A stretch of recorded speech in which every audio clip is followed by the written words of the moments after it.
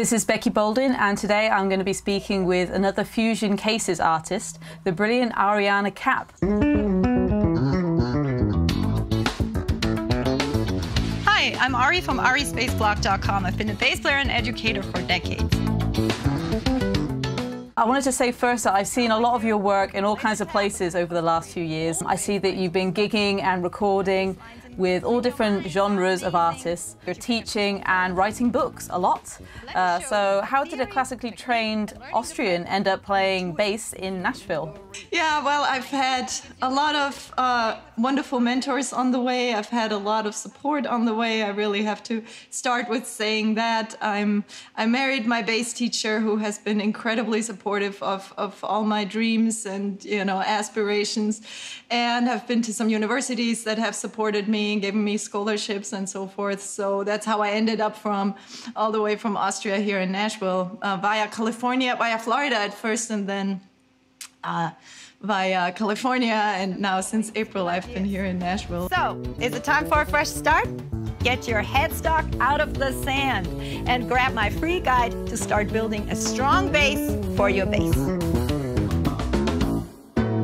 I love what I do. I love music, obviously. I love playing. I love teaching. It's a real big passion of mine. I don't just teach because I have to, or for financial reasons or what have you, which are all valid reasons, get me right. But I'm really passionate about how does the brain work? How do we learn? How do we, establish our creativity and so forth? So I am one lucky duck.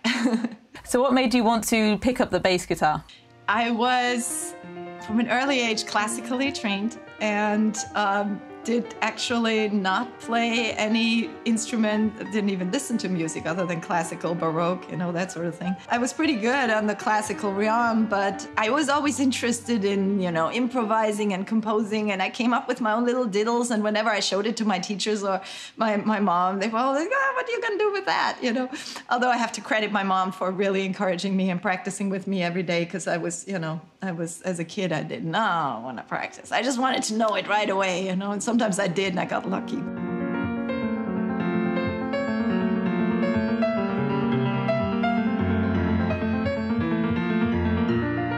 I went to America when I was 18 and spent a year there just to sort of learn the language and get out of little Innsbruck, Austria. I knew I was going to go to university for science, which I did, but I just wanted to, take a year off after high school, essentially. And when I was here, I fell into, made friends with people who were sitting out on Harvard Square making music. And I could pick up a guitar and sort of follow along because I understood theory.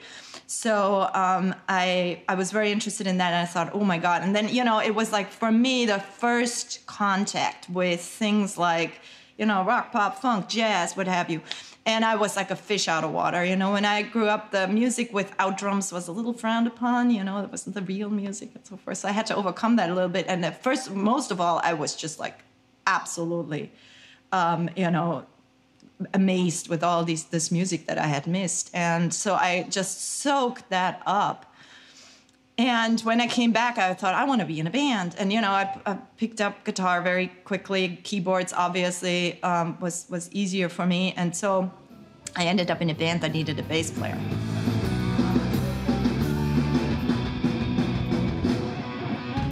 And you've got to imagine, when you come from classical music, everything is written out. It's always like, don't color outside of the lines, And here I was doing an instrument. I didn't even know where the notes were in the beginning. And my guitar player went, poke here, poke here, poke here. And I'm like, okay. And then a week later, we had a gig, essentially.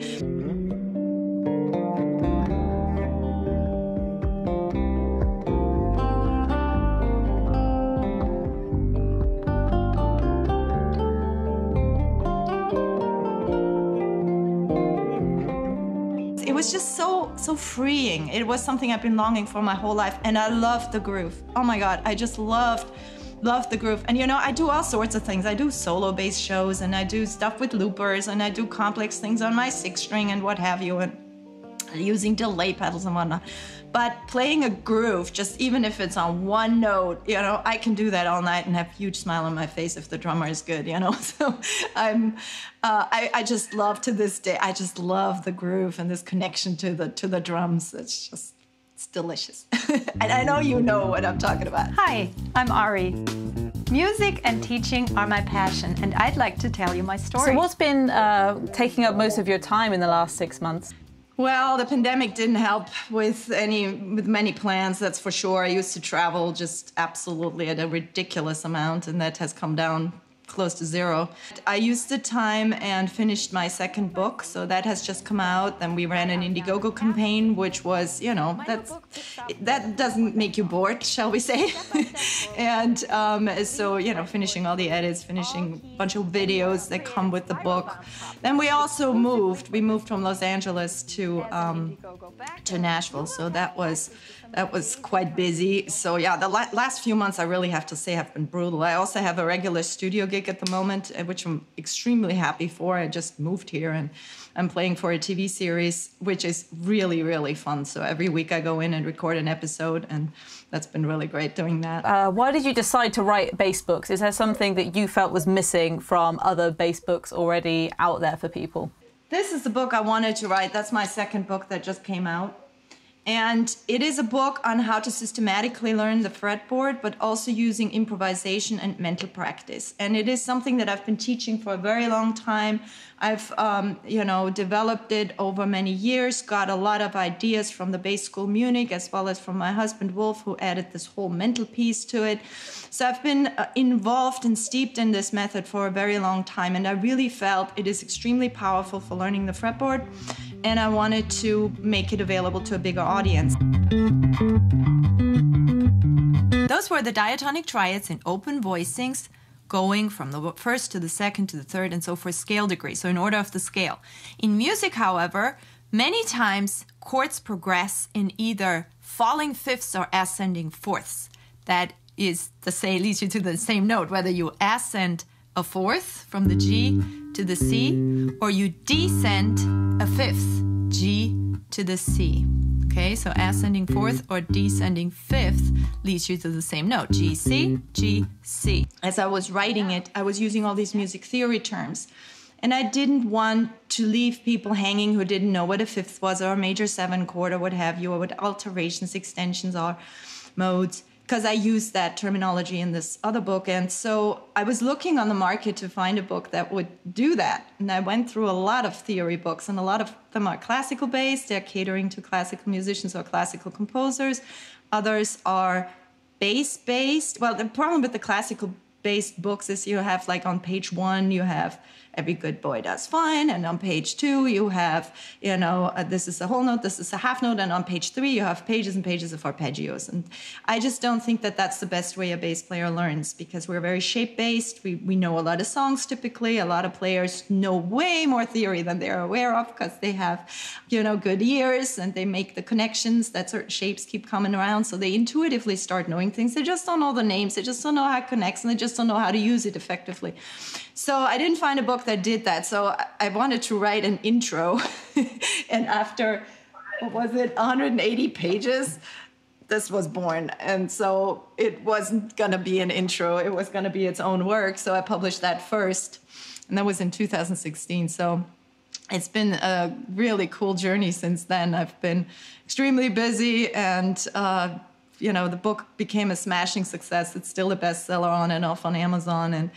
And created courses from it and videos with it, and we just built the whole platform out. So it's been really busy and a heck of a ride. I've been having so much fun meeting so many great people, teaching on Scott's bass lessons, and doing seminars all over the world. So it's been really amazing. So it sounds like the pattern book is the one that you really wanted to get out there, and then the theory was just, well, I can't do that one without this one. And so you know, you get success with both of them, so that's really cool. The fretboard is so visual, you might as well use that fact for yourself, you know, and just find these patterns. And then, of course, you want to transcend the patterns, because they're just the starting point, right? And so I'm really interested in how can I make them all disappear, so that when I play music, I'm not thinking of patterns, or I'm not thinking of, you know, keys or key signatures or note names, but I just know where everything is, and I can pre-hear it. That's the interesting bit to me. So I can play, I don't need to poke around, I don't need to play it before I know what it's going to sound like. Yeah, that's what we all kind of aim for, isn't it, really? But I was wondering, what kind of player is this book aimed at? Is there a particular level that, you know, it would be beyond them, or you think it would be right for? So the music theory book is the book to start with, unless somebody already knows theory. And I always say for the pattern book, you need to have basic music theory and basic playing techniques. You need to be able to play a scale comfortably, having reasonably good fingering. In my music theory book, there's also a big technique section. So you know, since I was talking about patterns and shapes on the fretboard, I've added good fingering and best technique practices because it's kind of like just the next step. So there's a lot about technique in that book. And the best player for the pattern system, I would say it's really for anybody who's serious about learning, because it goes so deeply into the bass fretboard and also how music is put together, you know, common chord progressions and doing everything in all keys, doing everything all over the bass. We write a lot into the book, so that may be a little unusual for a bass book, but you get to write out your own patterns, because I don't see much utility in just printing out pages and pages and pages of arpeggios and what have you in all keys. I much rather want you to be able to create them, and then I want you to be able to improvise with them. And so we have lots of different exercises and drills throughout the book to help people with that endeavor.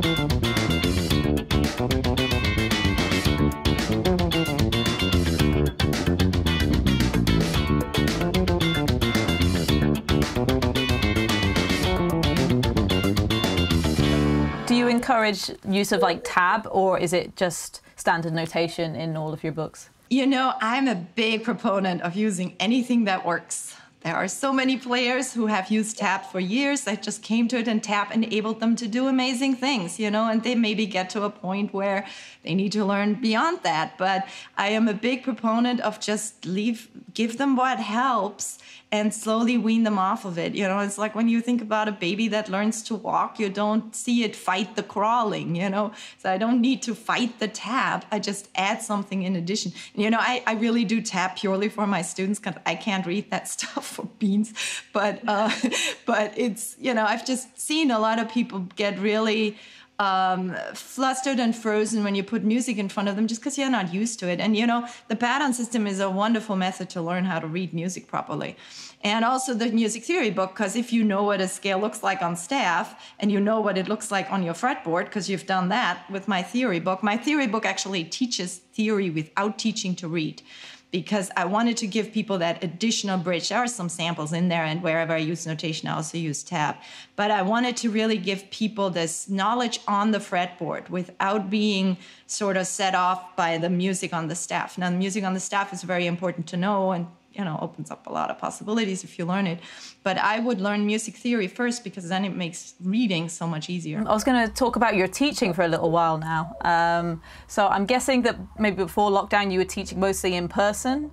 What do you feel like the difference is between teaching in person and online? And do you prefer teaching online now? You must do a lot of it. Well, Becky, I was so lucky, because when the pandemic hit, I was already very established online. I had courses out. I did a lot of one-on-one lessons online, and I was so lucky because I had a waiting list.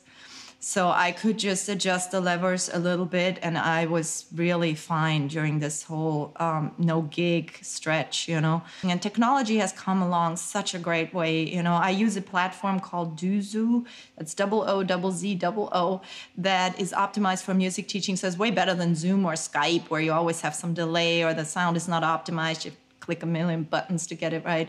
But Doozoo plays all the bells and whistles. I can fly in all my files. I can just click here and go there, and you know, send the student a file to play with. I can change the pitch on the fly. I can change the tempo. I'm in control of the metronome, so you're not always fiddling around with, hey, student, can you please click the backing track I just sent you? And they have to go in their email and find the backing track and lose the Zoom window and what have you, you know. So I have much more continuity, and it's really fun to teach with that platform. So technology has definitely helped. It sounds like you're already well established in the online realm before the lockdown. But, you know, was it something you always wanted to do? Because, you know, you've got such a cool community of, like, people learning in groups and subscribing to your blogs and everything. Is that the kind of your specialism that you were going for, or did you kind of accidentally fall into it? Oh, great question. I think it was a bit of both. One thing that I sort of saw with the online teaching, especially when you put out a course, that is a bit of a problem, is that people can get quite lonely, right? And you just use that word, community. So I wanted to build an online community. That was my goal. And I have this very long course because I don't like to cut corners. So my course is 40 weeks long. I know you're not supposed to do that. You're supposed to have it like 8 weeks and whatnot.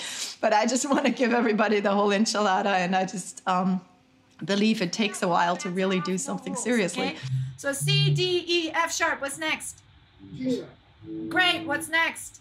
A sharp. What's next? E. C.